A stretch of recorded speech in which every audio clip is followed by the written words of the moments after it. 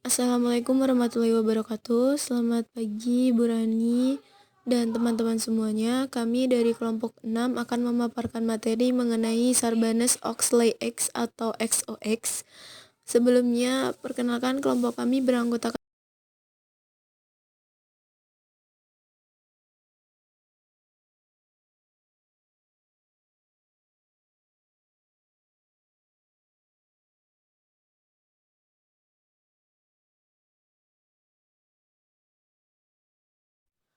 Kemudian subbab yang akan kita bahas pada materi kali ini ada 4. Yang pertama ada pengertian XOX, lalu yang kedua ada tujuan XOX, yang ketiga kepatuhan terhadap XOX, dan yang terakhir ada implementasi XOX.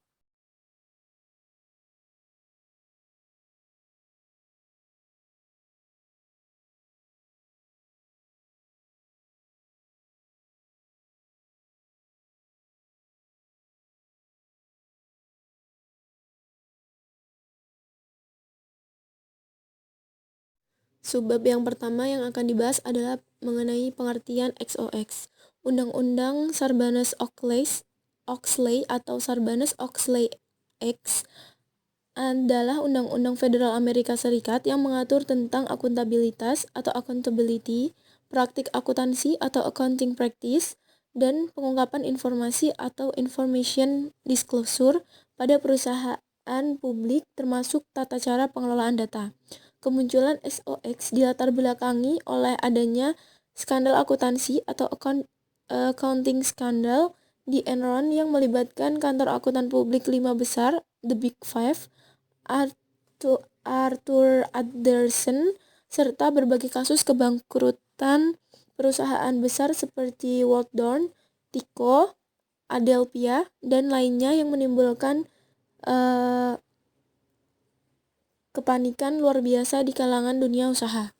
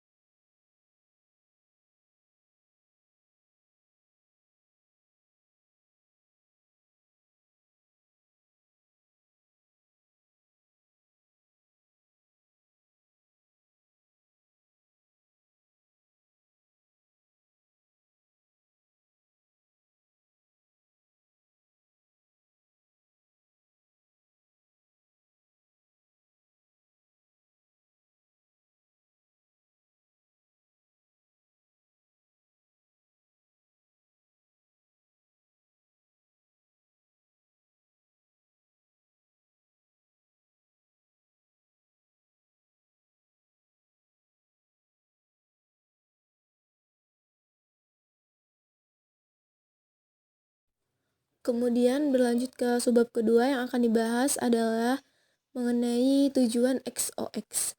Tujuan utama XOX adalah meningkatkan kepercayaan publik terhadap implementasi prinsip GCG di perusahaan yang telah go public. XOX mewajibkan perusahaan publik mereformasi tanggung jawab manajemen berkaitan dengan keterbukaan informasi keuangan serta mencegah terjadinya kecurangan dalam pelaporan keuangan. SOS juga menjamin adanya kepastian terhadap integritas pelaporan keuangan perusahaan.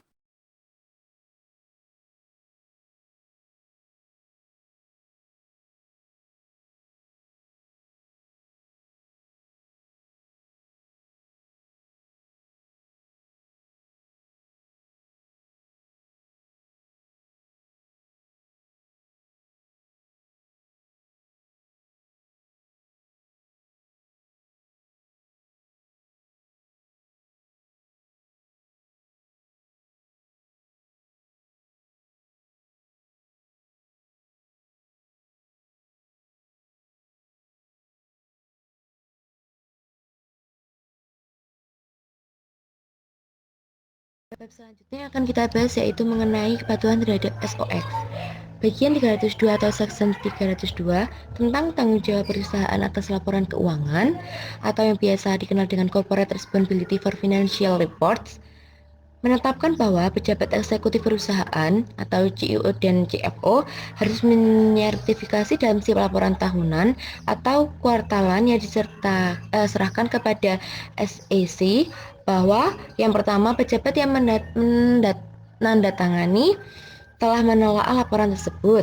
Yang kedua, bahwa sejauh apa yang diketahui oleh pejabat tersebut, laporan itu tidak mengandung laporan yang tidak benar atas fakta yang material atau lalai untuk menyatakan fakta material yang diperlukan guna membuat pernyataan bahwa pernyataan tersebut tidak menyesatkan dengan mempertimbangkan situasi di mana pernyataan tersebut dibuat. Yang ketiga, sejauh apa yang diketahui pejabat tersebut, laporan keuangan dan informasi keuangan lainnya yang dicantumkan dalam laporan tersebut menyajikan secara wajar dalam segala aspek yang material, kondisi keuangan dan hasil operasi dari perusahaan, penerbit laporan keuangan pada tanggal atau selama periode yang dipresentasikan dalam laporan. Yang terakhir, pejabat yang mendatangani laporan tersebut harus bertanggung jawab untuk menyelenggarakan pengendalian internal, atau telah mendesain pengendalian internal yang sedemikian rupa sehingga memastikan bahwa informasi material yang berkaitan dengan perusahaan dan telah mengevaluasi efektivitas dari pengendalian internal perusahaan serta telah menyajikan dalam laporan tersebut kesimpulan mereka mengenai efektivitas pengendalian internal.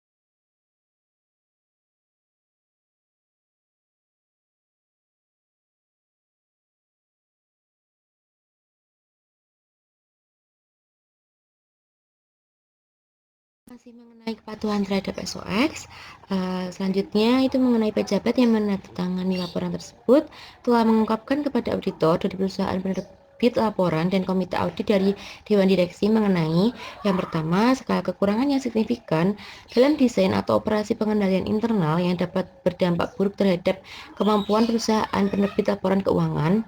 Yang kedua, kecurangan apapun, baik material maupun tidak yang melibatkan manajemen atau karyawan yang memainkan peran signifikan dalam pengendalian internal dari perusahaan penerbit laporan keuangan. Selanjutnya, pejabat yang menandatangani laporan tersebut mengindikasikan dalam laporan tersebut apakah terdapat perubahan yang signifikan dalam pengendalian internal atau faktor lainnya yang dapat berdampak signifikan terhadap pengendalian internal pada periode setelah tanggal evaluasi termasuk tindakan korektif berkaitan dengan kekurangan yang signifikan dan kelemahan yang material. Bagian 404 atau Section 404 SOX tentang penilaian manajemen atas pengendalian internal atau Management Assessment of Internal Controls mengatur tentang ketentuan yang mewajibkan dimuatnya laporan pengendalian internal dalam laporan keuangan tahunan. Laporan pengendalian internal tersebut antara lain memuat yang pertama, tanggung jawab manajemen untuk menyelenggarakan struktur dan prosedur pengendalian internal yang memadai untuk pelaporan keuangan. Yang kedua, hasil penelitian atas efektivitas dari struktur dan prosedur pengendalian internal untuk pelaporan keuangan.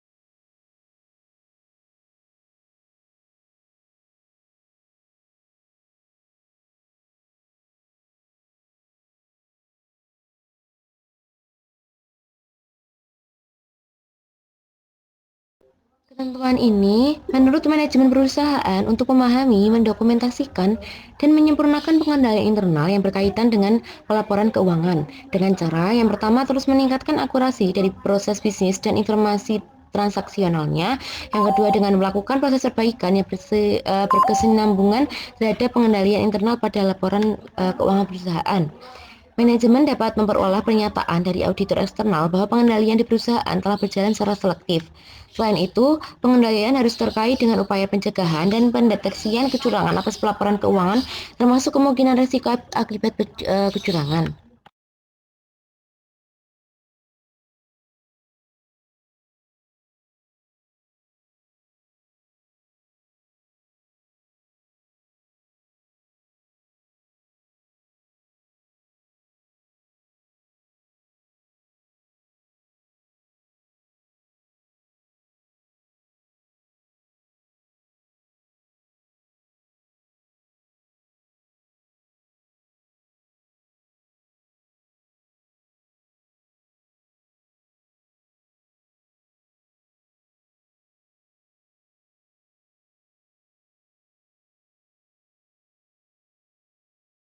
Lalu, tugas tim SOX antara lain untuk mengembangkan dan membangun kebijakan pengendalian internal, prosedur, proses bisnis, dan mekanisme pelaporan pengendalian internal, serta pengawasan laporan internal. Pada prinsipnya, SOX menuntut implementasi pengendalian internal yang baik atas 3 hal yang berkaitan erat dengan sigi-sigi, yaitu: 1. Transparansi menurut kemampuan untuk menelusuri dan mengaudit setiap aktivitas atau proses yang terkait dengan pelaporan keuangan. Yang kedua, akuntabilitas menuntut kejelasan dan ketiadaan konflik kepentingan mengenai informasi apa yang harus diungkapkan dan siapa yang bertanggung jawab atas informasi tersebut, sekaligus menjamin hak akses atas informasi dan rentang pengembalian keputusan yang sesuai dengan tugas dan tanggung jawab dari pihak yang terkait.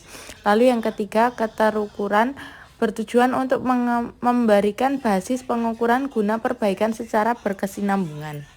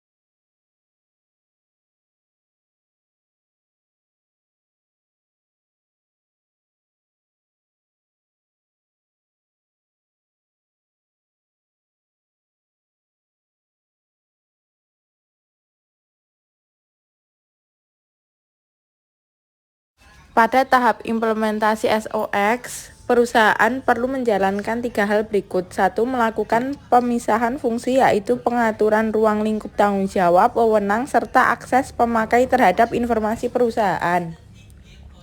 Yang kedua, meningkatkan kualitas sumber daya manusianya, terutama yang berkaitan dengan implementasi pengendalian internal. Hal ini mencangkup pemberian akses yang lebih luas kepada Departemen Audit Internal sesuai pengawasan intern. Yang ketiga, menjaga integritas atas siklus pelaporan keuangan. Dalam hal ini, perusahaan dapat menetapkan pemrosesan data secara elektronik, sehingga pelaporan keuangan sepenuhnya terkomputerisasi dan menghindari semaksimal mungkin aktivitas atau proses transaksi dan pelaporan keuangan yang bersifat manual.